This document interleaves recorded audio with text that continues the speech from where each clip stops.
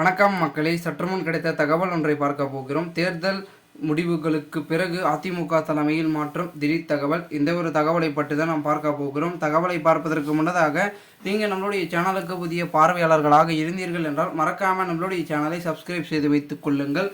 Video பிடித்திருந்தால் மறக்காமல் like செய்து கொள்ளுங்கள் மக்களே. மேலும் இன்றைய தினம் மிக முக்கியமான நாள் என்னென்னா பார்த்திங்கன்னா உழைப்பாளி நாள். ஓகேங்களா, அதை பெரும் விதத்தில் பார்த்திங்கன்னா அனைவருக்கும் வாழ்த்துக்கள் சொல்லிவிட்டு இன்று பார்த்திங்கன்னா நம்மளுடைய அனைத்து இந்திய அண்ணா முன்னேற்ற கழகத்தில் ஒரு பரபரப்பாக தான் இருந்துகிட்ருக்காங்க.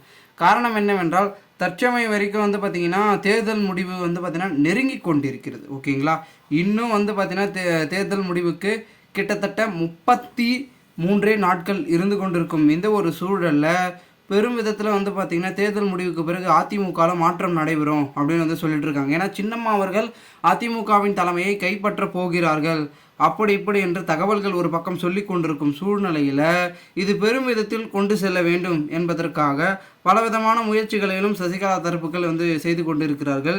ஏனென்றால் சின்னம்மா என்பவர் ஒரு காலத்தில் இப்படி இருந்தவர்கள். ஏனென்றால் நம்மளுடைய எடப்பாடியார் அவர்களே பார்த்திங்கன்னா சின்னம்மா அவர்களுடைய காலில் விழுந்துதான் பதவியை பார்த்திங்கன்னா பெற்றார். அதன் பிறகு அவரும் பார்த்திங்கன்னா பெரும் விதத்தில் இருந்து கொண்டிருந்தார்.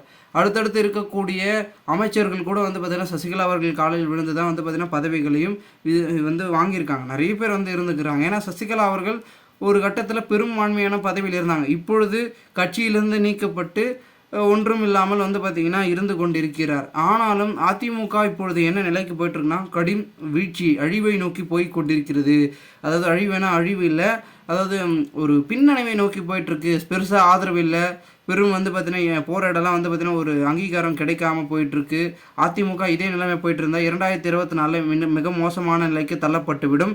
அதுக்கப்புறம் வளர்ந்து கொண்டு இருக்கும் கட்சிகள்லாம் முந்தி கொண்டு விடும் அதிமுகவை அப்படின்னு தான் பேச்சுக்கள் போயிட்டுருக்கு. நிலை ஒழுங்காக இருந்தால் ஏன் வாக்குகள் வராமல் போயிட போகுது? ஆதரவு ஒழுங்காக இருக்கணும், நிலைப்பாடுகள் ஒழுங்காக இருக்கணும், தலைமை சரியாக இருக்கணும். இதெல்லாம் ஒன்றாக இருந்தால் தான் அப்படின்றது சசிகலா அவர் தரப்பினுடைய கருத்துக்களாக இருக்கிறது. ஸோ இதையெல்லாம் மாற்ற தான் நாங்கள் வருகிறோம் என்று ஓபிஎஸ், சசிகலா, டிடிவி தினகரன் இவர்கள் மூவரும் கைகோர்த்து அதிமுகவின் தலைமையை கைப்பற்ற இந்த ஒரு தேர்தல் முடிவுக்கு பிறகு களமிறங்க போகிறார்கள் என்ற பேச்சுக்கள் தான் அதிகமாக அரசியல் வட்டாரங்களில் உலா வந்து கொண்டு இருக்கிறது. ஏனென்றால் தேர்தல் முடிவு என்பது மிக முக்கியமாக பார்க்கப்படுகிறது. அதில் நடக்கக்கூடிய விஷயங்கள் அனைத்துமே அதிமுகவையே தேடி தரும் அப்படின்ற மாதிரி இருந்து கொண்டிருந்தாலும் கூட சசிகலாவை காட்டிலும் அதிமுக நெருங்கி வருமா, மீண்டும் பொதுச் செயலாளராக சசிகலா அவர்கள் வருவாரா அப்படின்றதும் ஒரு பக்கம் யோசிக்கத்தக்கதாக இருந்து கொண்டிருக்கிறது. இது மட்டும் இல்லாமல் எடப்பாடி பழனிசாமியை பொறுத்த வரைக்கும் சசிகலா அவர்களை அதிமுகவுக்குள் ஏற்றுக்கொள்வாரா அப்படின்னு கேட்டிங்கன்னா ஏற்றுதான் ஆகணும். ஏன்னா பதவி கொடுத்தவங்களே சசிகலா அவர்கள் தான். ஏன்னா ஒரு எம்எல்ஏ அப்படி இப்படின்னு இருந்து கொண்டிருந்த எடப்பாடி பழனிசாமியை சரி பதவி கேட்கிறாரே அப்படின்றதுக்காக தம்முடைய பார்த்திங்கன்னா ஒரு விசுவாசத்திற்காக பதவியை கொடுத்தார். அதனால் கண்டிப்பாக பார்த்திங்கன்னா என்னதான் பல விதமான விஷயங்களை எடப்பாடி பழனிசாமி செய்திருந்தாலும் கூட அவர் கட்சிக்குள் வந்தால் ஏற்றுக்கொண்டு தான் ஆகணும் அப்படின்ற ஒரு முடிவுக்கு அவர் வருவாரா அப்படின்னு கேட்டிங்கன்னா வர வாய்ப்புகள் என்பது அதிகமாக தான் இருந்துகிட்ருக்கு அப்படின்று பார்க்கப்படுகிறது. ஒருத்தருந்து பார்க்கலாம் என்ன நடக்கிறது என்பதை. மேலும் இது போன்று நீங்கள் அரசியல் சார்ந்த நிகழ்வுகளாம் தினசரி தெரிந்து கொள்ள நம்மளுடைய சேனலை சப்ஸ்கிரைப் செய்து வைத்துக் கொள்ளுங்கள் மக்களே. நன்றி, வணக்கம்.